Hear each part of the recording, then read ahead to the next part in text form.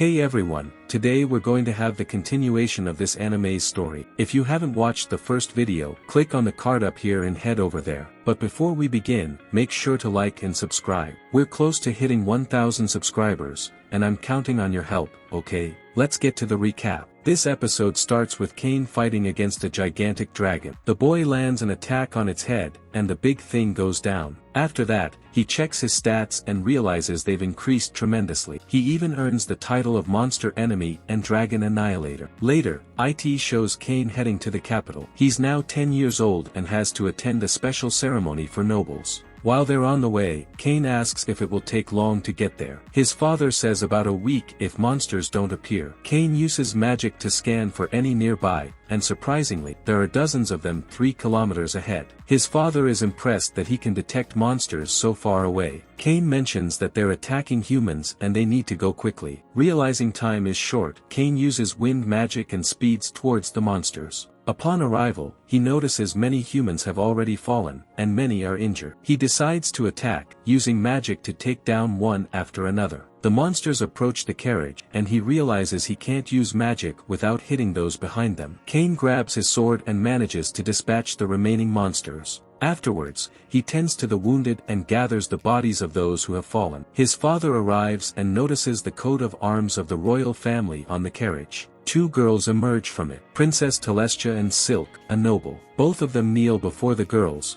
and they thank Kane for saving them. Kane notices they're mentally distressed and uses a calming magic on them, quickly easing their tension. They thank him again and introduce themselves. Silk mentions that she saw everything through the window and admiringly says he was amazing. At this point, the 2 nobles begin to compete for Kane's attention. They ask where he's headed, and he says he's going to the capital. They're happy to hear that and reveal they're headed there as well. They drag Kane along, even as he calls for help from his father, who is shocked and confused by what's happened. While on the way, the 2 girls stick close to him and begin to take advantage of him. They say that once they stop, they'll all sleep together. They reach a city, and Kane tries to say goodbye, but they grab him and say they'd be too scared without him around. With no choice, Kane agrees, on the condition that they have a large room with separate beds. They agree, and later that night, they prepare to sleep. They decide to push the beds together to be close to him. Kane attempts to protest, but they say they're afraid monsters might attack them during the night, and they feel safer with him. Kane stops resisting and accepts. The next day, Kane has dark circles under his eyes from lack of sleep. They continue traveling for a few more days and arrive at the royal palace. Kane returns the bodies of the soldiers who fell in battle, and a knight thanks him for allowing them a dignified burial. After that,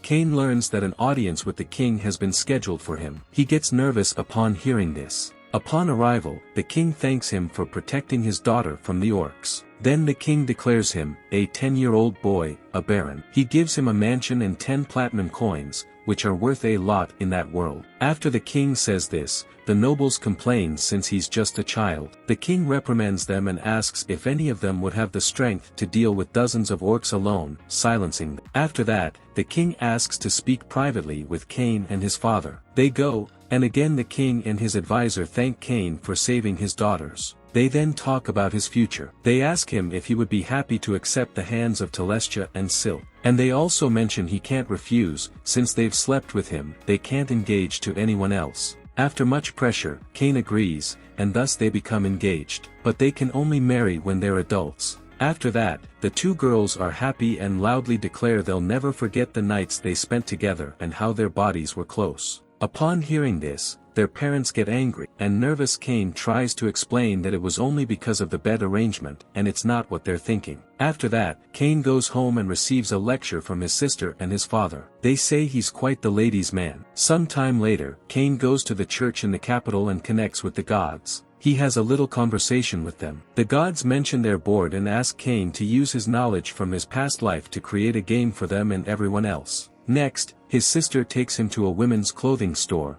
and he feels very uncomfortable. He runs out and finds a friend outside with her father. Kane asks to take a look at his store. He enters and is impressed, and without wasting time, he makes a proposal to Tamanis, the girl's father. He says he wants to create something recreational and already has the idea in his head. He shows the merchant, who finds it incredible, and says he will produce it. Kian asks him for a prototype and hands him a gold coin as initial investment, and the guy is impressed. Outside, he finds his sister who is furious that he ran away from her. However, Kane knows how to deal with her. He just gives her a few compliments, and she quickly becomes sulky. The next day, Kane returns to Tamani's store, and he has already finished the first prototype of the game. They play together to test it. The merchant is very excited and says that it will certainly sell well. Kane suggests making 2 models, a simple one for the general public and a more elegant one for the nobility. The partnership between them is decided. They pray to the god of commerce and kind of register that patent. From now on, for up to 3 years, they are the only ones allowed to produce that game. Sometime later, the party that was the initial reason for Kane to go to the city begins. There, he meets several nobles.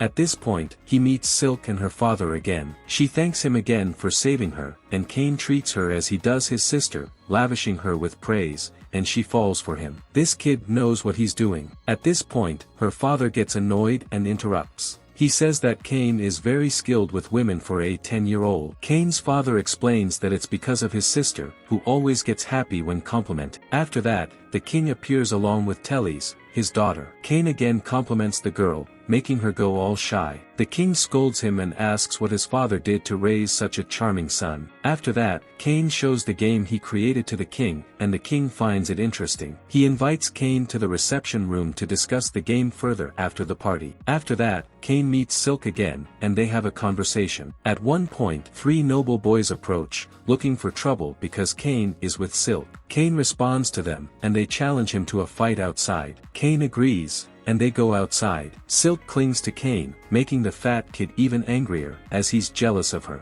At this point, they start casting magic spells to attack Kane. They strike exaggerant poses and conjure their magic. But unlike expected, a small spark appears, and the next one tries. Just like the other, he strikes flashy poses and conjures his magic, this time earth magic. Again, IT comes out very weak. At this point, Silk loses her patience and argues with them. She asks if they don't know who they're dealing with, saying that the guy behind her is Kane von Silford, the son of the Marquis who became a baron at the age of 10 by fighting dozens of orcs to save the princess and Silk herself. Upon realizing who this boy they're picking a fight with is, they kneel and apologize. They say they've heard of him and hastily run away. At this point, Silk says she wants to have a meeting with Kane. Teles arrives right at that moment. She asks what they were talking about, and when Silk mentions the meeting, Teles gets jealous and says she wants to go too. Kane agrees and says he'll also meet with her. At this exact moment, her father appears and asks Kane what he was planning to do. Teles tells him that Kane invited her to a meeting. The king gets angry and scolds Kane again. Some time later, Kane shows the game he created to the king, and he finds it very interesting. He even considers making it an exclusive game for the nobility. But Kane refuses and says he wants to use it as entertainment for the general public too. After he says that, Silk's father talks to him, saying he heard that Kane invited his daughter to a meeting. He says that despite their engagement being set, everything is still a secret, and they shouldn't attract too much attention in public. The king agrees, saying that he should be very cautious. And that's how today's video ends. So,